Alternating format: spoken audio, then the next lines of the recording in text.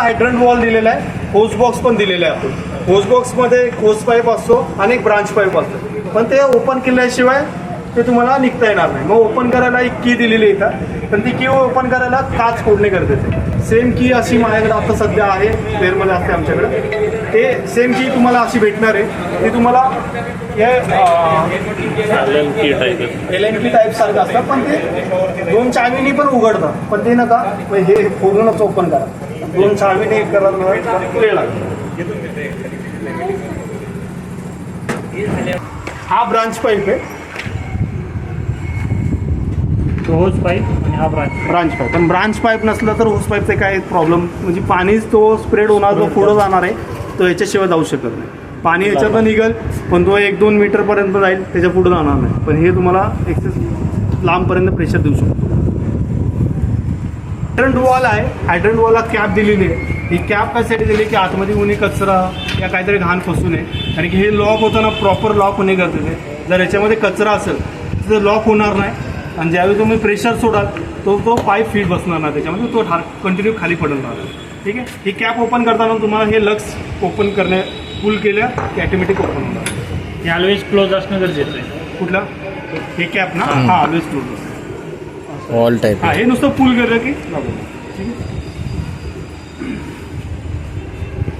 हे mail coupling म्हणतात, याला फिमेल कपलिंग म्हणतात. तुम्हाला ओनली फॉर पुश केल्या की लॉक होणार. लॉक झाल्यानंतर तुम्हाला चेक करणं गरजेचं आहे.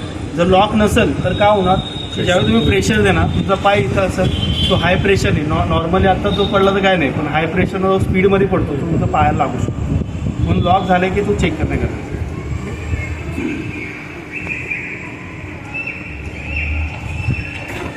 आता ओपन करताना जसं मी सांगितलं की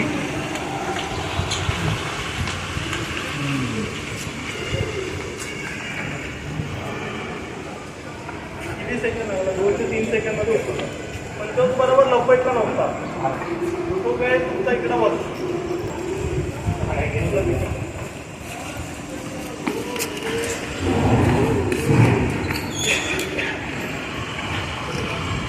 हा ब्रांच पाईप पण तुम्हाला पुश केल्यानंतर लॉक होणार आहे. लॉक झाला की तो पण चेक करणे गरजेचं आहे की लॉक झाला का नाही. ठीक आहे. याची मेथड आहे, 4 लोकांची मी आल्याला सांगितलं, 4 जणांची टीम असते याच्यामध्ये. जो हा नोझल पकडणार आहे तो एम असतो, त्याच्या मागे एक सपोर्टर असतो आणि एक सिग्नलर असतो. सिग्नलर जो कंट्रोलर आहे, चौथा जो कंट्रोलर असणार आहे, आणि जो एम करणार आहे, त्यांचा कम्युनिकेशन होईल. जर हा पाईप मी तिकडं घेऊन गेलो भिंतीच्या पलीकडं आणि कंटिन्यू जर प्रेशर चालू आहे, जर त्याला वॉल बंद करायला सांगायचा असतो, तो एमवाला या सपोर्टर त्याला सोडून जाऊ शकत नाही. आणि पाईप सोडला तर तो पाईप कुठं पण उडू शकतो. म्हणून सिग्नलर असतो तो वॉल बंद करा चालू करण्यासाठी. अशी 4 लोकांची टीम असते. याच्या पकडण्याची मेथड आहे, तुमचा लेफ्ट हँड हा तुमच्या ब्रांच पाईपवरती पाहिजे, राईट हँड हा असा पाहिजे. ही लॉकिंग सिस्टम आहे तुमची. आणि तुमचा लेफ्ट पाय थोडासा बेंड होऊन तुम्हाला बेंड होते, तुम्हाला सपोर्ट बॅक साईडला फेकणार आहे, म्हणून तो व्ही टाईपचं तुम्हाला क्रॉसमध्ये उभं राहावं लागेल.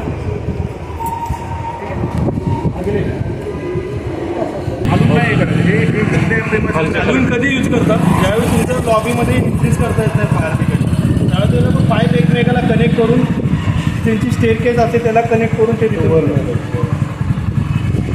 एक मिनिट, तिकून चालू आहे का? तिकून चालू झालंय का आता? नाही, तिथून पाणी वॉल चालू करतो. हळूहळू फॉर ग्रॅव्हिटीने चाललंय आपला. ओके. पूर्ण पंप मी चालू नाही केला आपण. आतमध्ये घे थोडे.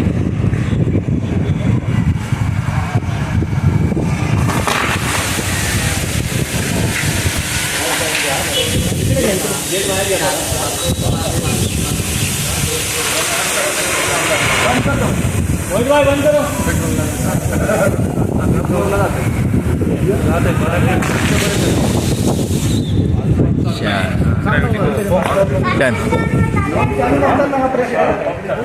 आणि पाईप सुटल्यानंतर नाही तुम्ही पुण्याकडून तसंच आहे का? बाय अच्छा. चान्स पाईप सुटला तर पुढं पळा, बॅक साईडला पळू नका, कारण की पाईप लॉक असतो, तो बॅक साईडला जाणार आहे, पुढं जाणार नाही.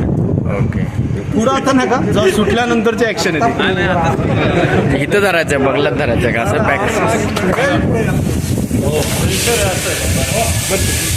बंद हे जास्त प्रेशर आला आता.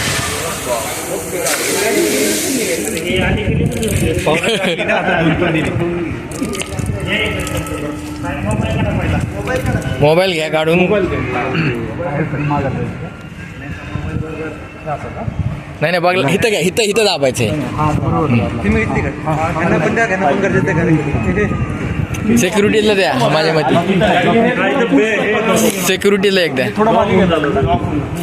असा धरला की तो इकडे इकडे झाला. बंद करो बंद करो. जर फायर ब्रिगेड आहे की तासाच्या आतमध्ये ते लोक पण चेंज करतात.